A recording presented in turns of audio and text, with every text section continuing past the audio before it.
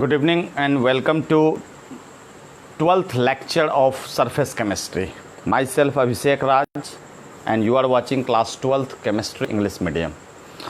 Today we are going to discuss the properties of colloids. In properties of colloids, Brownian movement, Tyndall effect, color, charge, ये सब आज हम discuss करने वाले हैं। तो पहला जो टॉपिक हमको लेना है वो है ब्राउनियन मूवमेंट।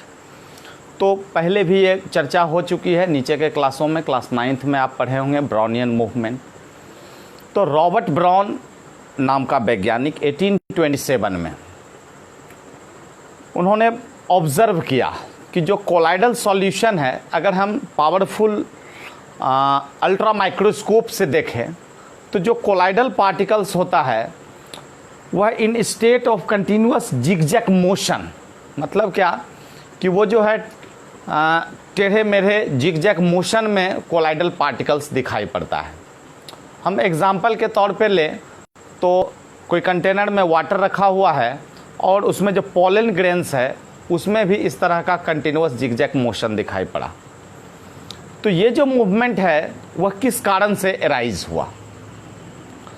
तो चूंकि कोलाइडल सॉल्यूशन में हम डीपी में देखते हैं क्या कि कंटिन्यूअस अनइक्वल बम्बार्डमेंट होता है। किसके द्वारा? तो by the molecule of DM. और यही मुख्य कारण है कि जो जिगजैग मोशन होता है कोलाइडल पार्टिकल्स में, और इस जिगजैग मोशन के कारण सॉल्यूशन को स्टेबिलिटी मिलता है और साथ ही जो काइनेटिक एनर्जी उस कोलाइडल पार्टिकल्स में है जिसके कारण कि वो कभी भी सॉल्यूशन में सेटल डाउन नहीं होता है। तो ये ब्राउनियन मूवमेंट है। तो अब हम हेडिंग करेंगे प्रॉपर्टीज ऑफ कोलॉइड्स, और पहला जो प्रॉपर्टीज ऑफ कोलॉइड्स, और जिसमें पहला टॉपिक हम डिस्कस करने जा रहे हैं Brownian movement.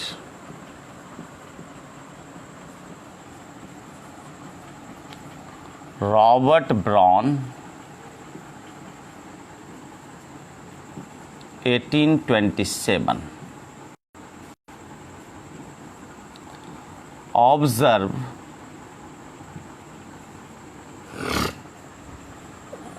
continuous zigzag motion of colloidal particles in या under ultra microscope.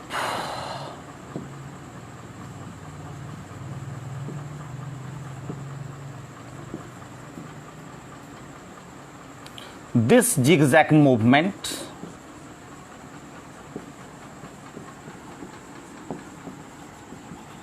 in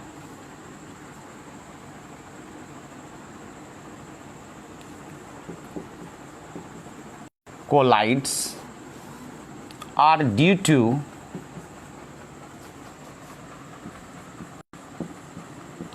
unequal bombardment over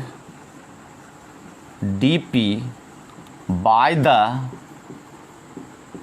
molecules of dm. It provides stability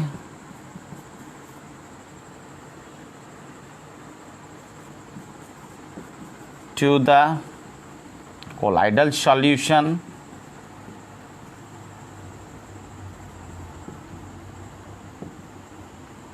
and as a result of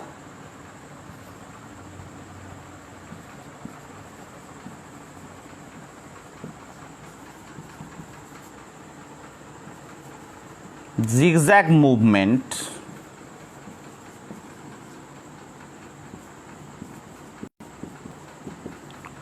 colloidal particles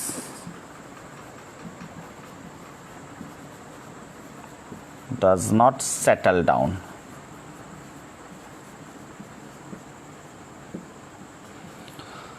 तो हमने समझा कि जो कंटिन्यूअस जिगजैग मूवमेंट होता है colloidal particles में, जिसे हम अल्ट्रा माइक्रोस्कोप से देख सकते हैं, तो ये जो कंटिन्यूअस जिगजैग मोशन हो रहा है, इसका मुख्य कारण है unequal bombardment of particle of DP by the molecule of DM. मतलब डीपी के पार्टिकल पर डीएम के मॉलिक्यूल के द्वारा अनइक्वल बम्बार्डमेंट होता है, और यही कोलाइडल सॉल्यूशन को स्टेबिलिटी प्रोवाइड करता है। और जो कोलाइडल पार्टिकल है इस जिगजैग मूवमेंट के कारण, क्योंकि जिगजैग मूवमेंट में उसे काइनेटिक एनर्जी मिलता है और जिससे कि वह भी शटल डाउन नहीं होता है। अब हम नेक्स्ट बात करने वाले हैं, यहाँ पर लिख लें जरा सा, provide stability to the colloidal due to kinetic energy colloidal particles does not settle down. Next second property हम लोग लेंगे टिंडल इफेक्ट। चलिए मिटा देते हैं।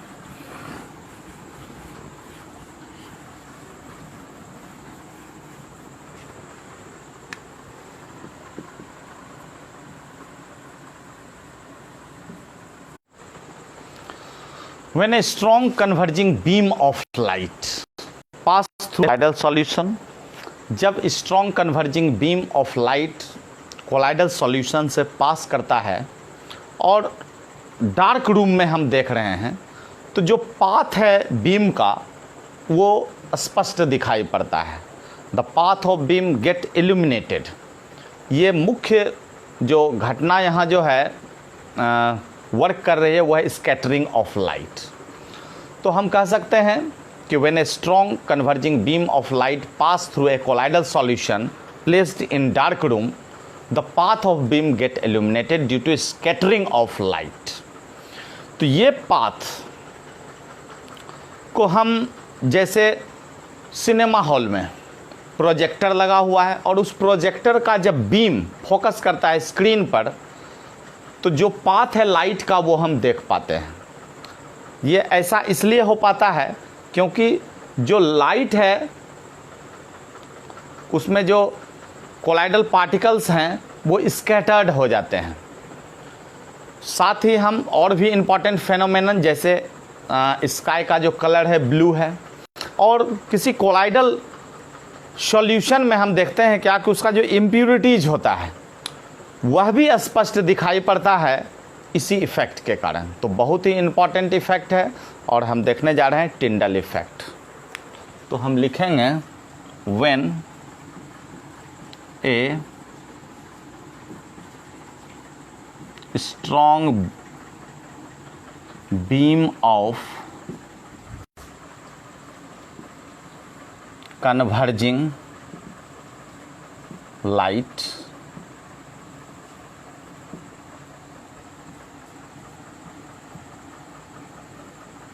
passes through a colloidal solution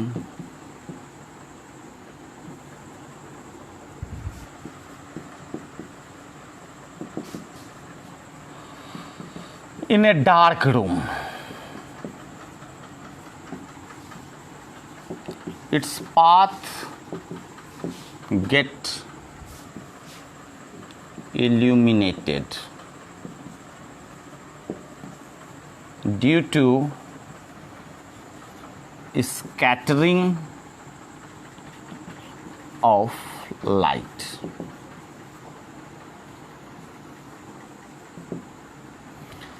This effect is called, or this phenomenon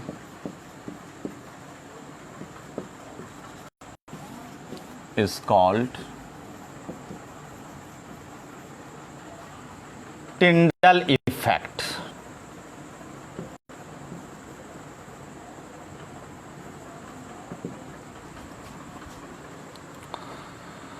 the beam of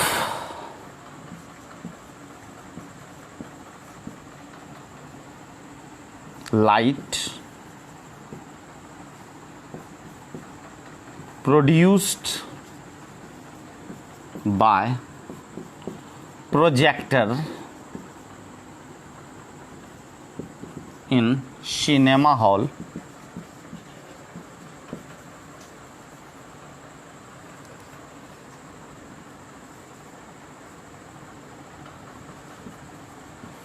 the dust particle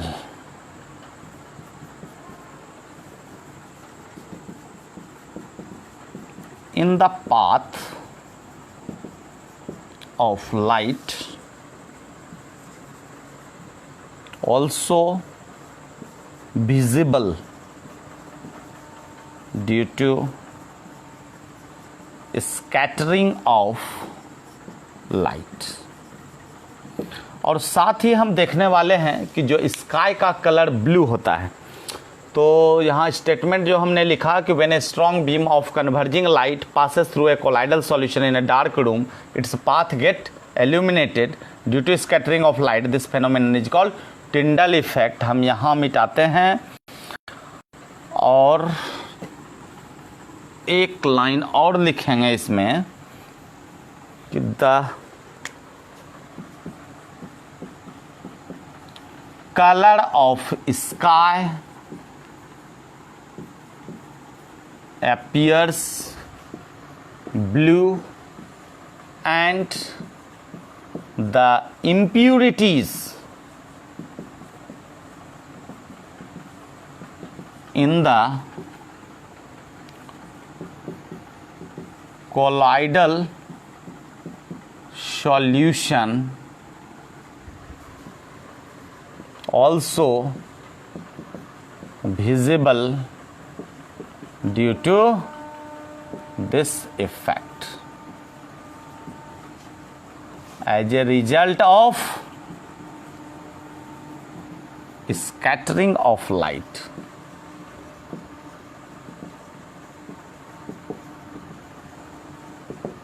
तो ये मेरा सेकेंड प्रॉपर्टीज हो गया। इस तरह से हमने दो प्रॉपर्टीज को देखा, ब्राउनियन मूवमेंट और टिंडल इफेक्ट। अब हम देखने जा रहे हैं कलर, और हम देखते हैं क्या कि कोलाइडल पार्टिकल्स का जो कलर होता है वह हमेशा ऑलवेज सेम नहीं रहता है, उसमें बार बार हम देखते हैं कि उसके कलर में जो है चेंज दिखता है।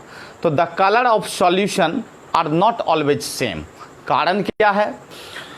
तो it depends upon the shape and size of particles of colloid, मतलब कोलाइडल पार्टिकल का शेप और साइज पर यह निर्भर करता है।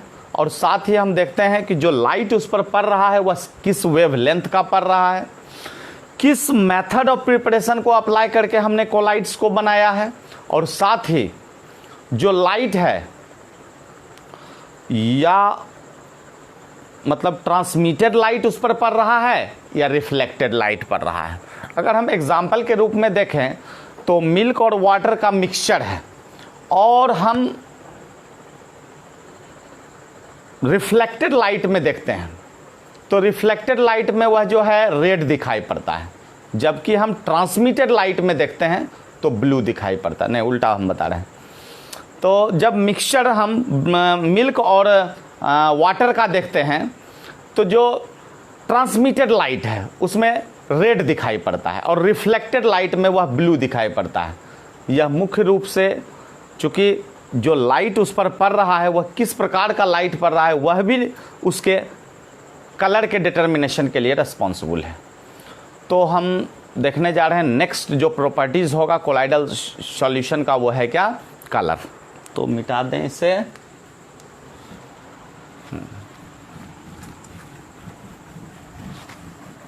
थर्ड लिखते हैं और ये हो गया कलर। लिखेंगे colour of colloidal particles are not always same. it depends upon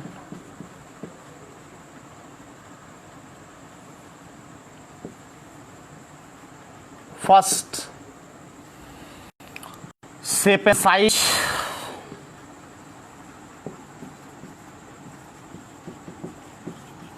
of colloidal particles, second wavelength of light, third methods of preparation of colloids, and fourth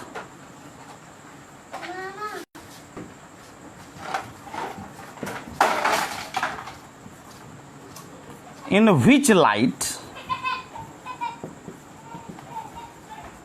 we observe, either it is reflected light or transmitted light.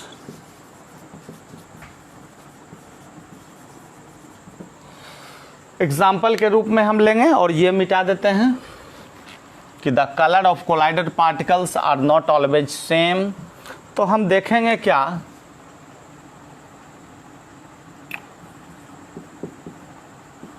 Colloidal solution of milk and water appears red in transmitted light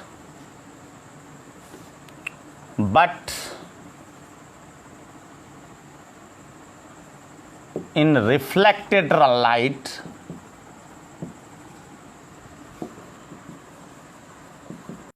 its color is blue। तो इस तरह से हमने देखा कि colour भी जो है चेंज हो रहा है वह, और मुख्य जो है वह शेप और साइज, वेवलेंथ ऑफ लाइट और किस आधार पर हमने मतलब किस मेथड को अप्लाई करके कोलाइड्स को बनाया। और रिफ्लेक्टेड और ट्रांसमिटेड लाइट में हम देखते हैं कि जो कोलाइडल सॉल्यूशन है वह अलग अलग कलर में दिख रहा है। अगर हमने मतलब मिल्क और वाटर के सॉल्यूशन को देखा तो जो ट्रांसमिटेड लाइट है, ट्रांसमिटेड लाइट में रेड दिख रहा है और रिफ्लेक्टेड लाइट में ब्लू दिख रहा है। अब एक और प्रॉपर्टी की हम चर्चा करते हैं, चार्ज। पहले भी हमने पढ़ा कि जो कोलाइडल पार्टिकल्स होते हैं वो मस्ट बी कैरी चार्ज, और वो चार्ज जो होते हैं या तो पॉजिटिव या निगेटिव, तो वह उसके नेचर पर डिपेंड करता है कि वह किस तरह का कोलाइड्स है मेरा।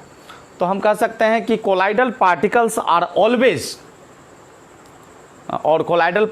Always carry charge which may be positive और निगेटिव। और इस तरह से हम दो प्रकार के सॉल में इसे बांट सकते हैं, एक पॉजिटिव चार्ज सॉल और दूसरा निगेटिव चार्ज सॉल। तो कुछ एग्जांपल्स हम लेंगे, जैसे हम हाइड्रेटेड मेटेलिक ऑक्साइड्स लेते हैं तो ये सब आ जाएंगे पॉजिटिवली चार्ज सॉल में। एल्युमिनियम का ऑक्साइड है, क्रोमियम का ऑक्साइड है, आयरन का ऑक्साइड है। और वही हम कुछ मेटल सॉल्ट्स लेंगे जैसे कि सिल्वर है, गोल्ड है, कॉपर है, तो ये सब सॉल जो है निगेटिवली चार्ज सॉल है। हम देखेंगे बेसिक डाई। बेसिक डाई जो होता है वह पॉजिटिवली चार्ज सॉल के अंतर्गत आता है। बेसिक डाई में एग्जांपल में जैसे मिथाइलिन ब्लू। और जो एसिडिक डाई है जैसे हम इयोसिन ले लें, कोंगो रेड ले लें, तो ये सब एसिडिक डाई हैं और ये निगेटिवली चार्ज सॉल में आते हैं। हेमोग्लोबिन को ले लें, पॉजिटिव चार्ज सॉल। और साथ ही हम जो है स्टार्च, जिलेटिन, गम्स, ये सब जो है निगेटिवली चार्ज सॉल। कुछ ऑक्साइड्स जैसे TiO2, इसका जो सॉल होगा वो पॉजिटिवली चार्ज सॉल होगा। और कुछ सल्फाइड्स है जैसे As2S3, Sb2S3, तो ये जो सॉल है वह निगेटिवली चार्ज सॉल है। तो अब हम देखने जा रहे हैं next property, that is charge. Fourth properties होगा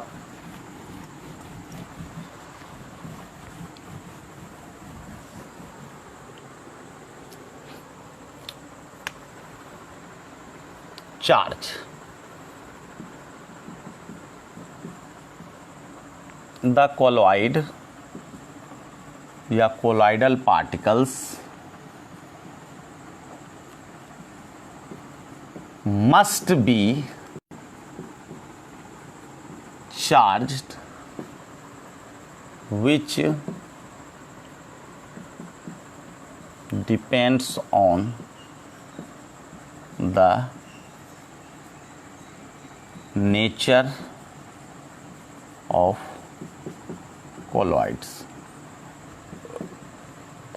Two types of salts based on charge. First हो जाएगा पॉजिटिव चार्ज सॉल और सेकेंड हो जाएगा नेगेटिव चार्ज सॉल। हम देखेंगे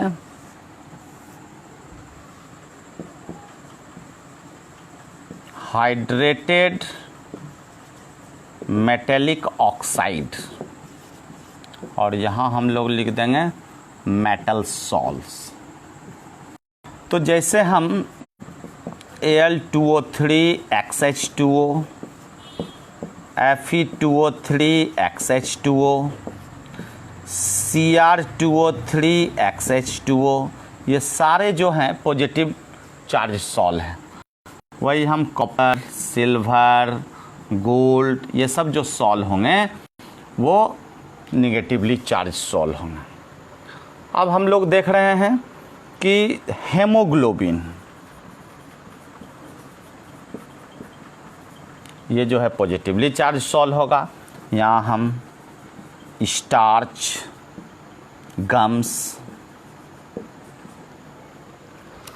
तो हम ऊपर मिटा दे रहे हैं, फिर रेस्ट जो एग्जाम्पल है उससे लिखेंगे।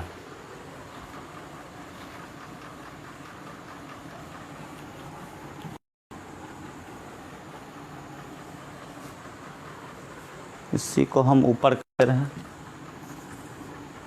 इधर लिख दें positive charged sol, negative charged sol, मिटा ही दे रहे हैं। अगर हम यहाँ एग्जाम्पल ले लें, जैसे TiO2 इसका एग्जाम्पल हो जाएगा, और इधर हम ले लें जैसे AS2 S3 SB2 S3, मतलब जो यहाँ लिख देते हैं ऑक्साइड्स और यहाँ लिख देते हैं सल्फाइड्स। और एक बहुत इम्पॉर्टेंट एग्जाम्पल डाई, तो हम देखेंगे कि जो बेसिक डाई है, बेसिक डाई हो जाएगा एग्जाम्पल पॉजिटिव का और एसिडिक डाई हो जाएगा नेगेटिव का। तो बेसिक डाई में जैसे हम मिथाइलिन ब्लू, और यहाँ हम एसिडिक डाई में ले लेंगे इयोसिन, कॉन्गो रेड। तो ये जो एग्जाम्पल होंगे वह निगेटिव चार्ज्ड सॉल के एग्जाम्पल होंगे। तो हमने आज Brownian movement, Tyndall effect, colour और चार्ज, इस 4 प्रॉपर्टीज़ को पढ़ा। आई होप कि ये क्लियर हुआ होगा। और नेक्स्ट जो बचा हुआ प्रॉपर्टीज़ है हम लोग नेक्स्ट डे करें, और बहुत इंपॉर्टेंट क्लास होने जा रहा है। आप लोग सारे जो है इसका लाभ उठाएं। Many many thanks to you.